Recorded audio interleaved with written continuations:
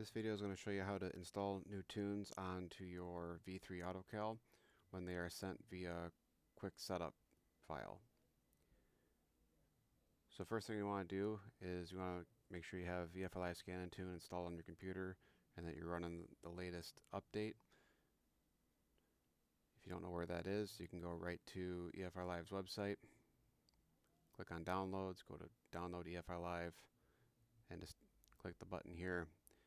Once it's done downloading, install the software, and then you'll know that you're up to date. Once you've done that, we're going to want to update the firmware on the V3. So with it plugged in, this box should illuminate with a green check mark. If it doesn't, just click on the box and it should illuminate. We'll click on Control Panel. We're going to click on Firmware. Now this Autocal is already up to date, so it's showing a green box here. You can also refresh by hitting Devices. If this was out of date, there'd be a box here that would say Update Firmware. You just click that and let it do its thing. So now that we have made sure that everything is up to date, we're going to go into BBX.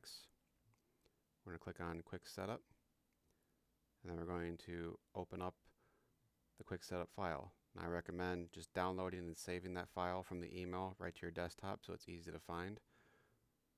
But I'm going to open up the file. This one, for example.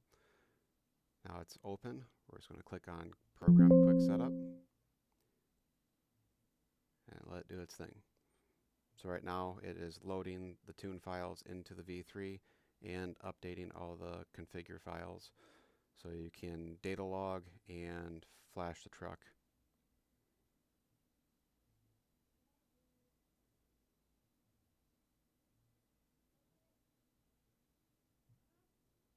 Alright, now that's all done.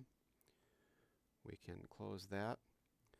You can click on EFI Live Explorer up here and hit refresh. Make sure it's check marked down here.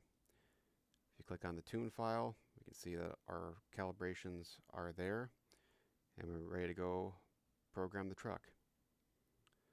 In this instance, this is an LML, so this large file would be the stock calibration that is full flash. These small files here are the cal flash files. So that's it.